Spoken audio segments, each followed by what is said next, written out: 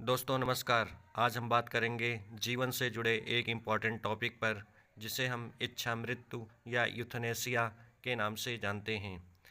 ऐसी क्या स्थिति बनती है जिसमें व्यक्ति इच्छा मृत्यु की कामना करता है या उसके परिवार के सदस्य इच्छा मृत्यु की कामना करते हैं? आइए जानते हैं। कभी कभार ऐसा होता है कि व्यक्ति बहुत ही गंभीर बीमारी से पीड़ित होता है और लंबे समय तक असहनीय दर्द झेल रहा होता है और उसके ठीक होने की संभावना नहीं होती है। वह एक जिंदा लाश की तरह पड़ा रहता है। साथ ही साथ जीवन संबंधित किसी भी कार्य का संपादन उसके शरीर द्वारा नहीं हो पाता है और उसका शरीर मशीनों द्वारा चलता है। तो ऐसे में प्रश्न उठता है कि क्या किसी व्यक्ति को अपनी इच्छा से मृत्यु चुनने का अधिकार होना चाहिए या नहीं? आइए जानते हैं। इच्छा मृत्यु यूथेनेसिया दो शब्दों से मिलकर बना है। यू जिसका अर्थ है अच्छा तथा थैनाटोस जिसका अर्थ होता है मृत्यु। इस प्रकार यूथेनेसिया का अर्थ होता है अच्छी या शांतिपूर्ण मृत्यु। जब किसी असाध्य रोग से पीड़ित व्यक्ति की पीड़ा समाप्त करने के लिए उसकी इच्छा या उसके परिवार के इच्छा या विशेष परिस्थितियों में उसे मृत्यु दी जाती है तो उसे इच्छा मृत्यु कहते हैं। अथवा इच्छा मृत्यु वह प्रक्रिया होती है जिसमें किसी व्यक्ति के असहनीय दर्द और कष्ट को समाप्त करने के लिए जीवन प्रक्रिया को समाप्त किया जाता है। इसे हम इच्छा मृत्यु या यूथनेसिया के नाम से जानते हैं और यह निर्णय आमतौर पर तब लिया जाता है जब रोग लाइलाज हो, रोगी लगातार असहनीय दर्द से जूझ रहा हो, रोगी के ठीक होने की संभावना ना के बराबर हो और उसका शरीर कृत्रिम साधनों अर्थात जीवन रक्षक प्रणाली या यंत्रों द्वारा निर्भर हो। इच्छा मृत्यु की आवश्यकता क्यों पड़ती है? कुछ बीमारियां ऐसी होती है जिसमें व्यक्ति लंबे समय तक अत्यधिक दर्द से पीड़ित रहता है। उदाहरण के लिए अंतिम अवस्था के कैंसर में यह अत्यधिक दर्द और पीड़ा से ग्रसित रहता है। गंभीर न्यूरोलॉजिकल रोग जिसे हम मानसिक रोग भी कह सकते हैं, या व्यक्ति कोमा या वेजिटेटिव स्टेज में चला गया हो, मोटर न्यूरॉन संबंधित रोग से ग्रसित हो या अत्यधिक दुर्घटना के बाद शरीर या जीवन चलने योग्य न हो। इन स्थितियों में व्यक्ति सामान्य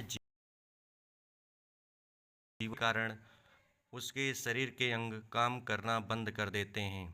रोगी केवल मशीनों के सहारे अर्थात वेंटिलेटर के द्वारा ही जीवित रहता है और यह पूरी तरीके से जिंदा लाश की तरह शरीर हो जाता है। ऐसे लोगों में व्यक्तियों के सम्मान के साथ मृत्यु चुनने का अधिकार होना चाहिए। आइए बात करते हैं इच्छा मृत्यु के प्रकार। इच्छा मृत्यु मुख्य रूप से चार प्रकार के होते हैं। एक एक्टिव यूथेनेसिया, दूसरा पैसिव यूथेनेसिया, इसे हम सक्रिय इच्छा मृत्यु कहते हैं। इस स्थिति में जब किसी व्यक्ति को दवा या इंजेक्शन देकर सीधे उसकी मृत्यु दी जाती है तो इसे एक्टिव यूथेनेसिया कहते हैं। और यह एक ऐसी प्रक्रिया होती है जिसमें इंजेक्शन या दवा का उपयोग किया जाता है।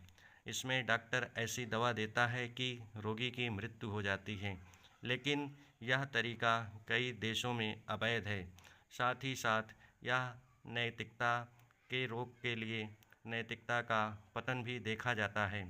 भारत में एक्टिव यूथेनेसिया अर्थात दवा या इंजेक्शन द्वारा मृत्यु दिया जाना गैर कानूनी माना जाता है। पैसिव यूथेनेसिया जिसे निष्क्रिय इच्छा मृत्यु कहते हैं, जब रोगी के शरीर को जीवन देने वाले कृत्रिम उपकरणों तथा दवाओं को हटा लिया जाता है तो उसकी मृत्यु हो जाती है, तो इसे पैसिव यूथेनेसिया कहते हैं। जैसे वेंटिलेटर को हटा लेना, साथ ही साथ कृत्रिम भोजन व दवाओं को बंद कर देना। इसमें मृत्यु स्वाभाविक रूप से हो जाती है। भारत में पैसिव यूथेनेसिया को कुछ शर्तों के साथ अनुमति दी गई है।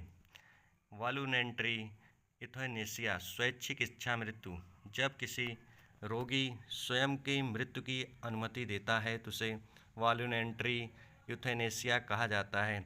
इस स्थिति में रोगी का मानसिक हालत ठीक होता है और वह स्वयं इच्छा मृत्यु की मांग करता है और अपनी इच्छा से ही वह यह स्पष्ट कर देता है कि अब वह जीना नहीं चाहता।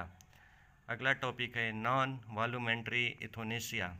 जब रोगी अपनी इच्छा को व्यक्त नहीं कर सकता, अर्थात वह पूरी तरीके से कोमा या वेजिटेटिव स्टेज में होता है और मानसिक रूप से पूर्ण सक्षम होता है, तब उसके परिवार या कानूनी प्रतिनिधि इस करते हैं।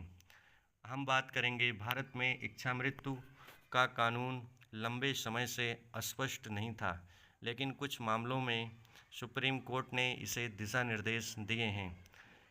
इस टॉपिक पर 2001 में अरोड़ा शानबान केस में देखा गया कि यह एक नर्स थी जो 48 ईयर तक वेजिटेटिव स्टेज अर्थात कोमा में रही। इस मामले में सुप्रीम कोर्ट ने पहली बार पैसिव यूथेनेसिया विशेष परिस्थितियों में संभव करार दिया। 2018 में ऐतिहासिक सुप्रीम कोर्ट ने निर्णय लिया और कहा कि सम्मान के साथ मरने का अधिकार संविधान के अनुच्छेद 21 अर्थात जीवन के अधिकार का हिस्सा है। इसके साथ ही अदालतें लिविंग विल की अनुमति दी। लिविंग विल एक दस्तावेज होता है। इसमें व्यक्ति पहले से ही लिख देता है कि यदि वह भविष्य में किसी गंभीर बीमारी या कोमा में चला जाए तो उसे कृत्रिम उपकरणों की सहायता से जीवित न रखा जाए या उपचार सीमित किया जाए। यह दस्तावेज डॉक्टर और परिवार को निर्णय लेने में मदद करता है। अब बात करते हैं इच्छा मृत्यु के पक्ष में कुछ तर्क। यानी दर्द से मुक्ति के लिए, सम्मान के साथ मृत्यु के लिए तथा रोगी के इच्छा के सम्मान के लिए इच्छा मृत्यु का प्रावधान है, जबकि विपक्ष में जीवन बहुत ही मूल्यवान है, इसके दुरुपयोग की संभावना बनी रहेगी तथा नैतिक व धार्मिक कारणों से इसका विरोध होता है।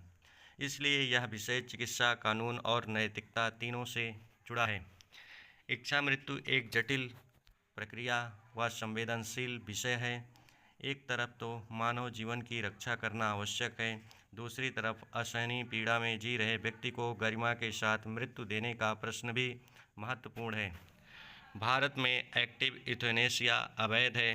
पैसिव यूथनेसिया सुप्रीम कोर्ट की शर्तों के साथ अनुमति प्राप्त है।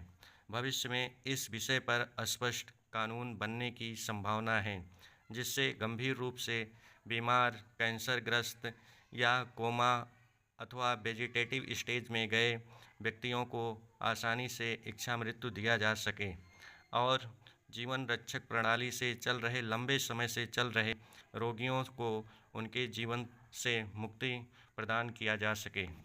धन्यवाद।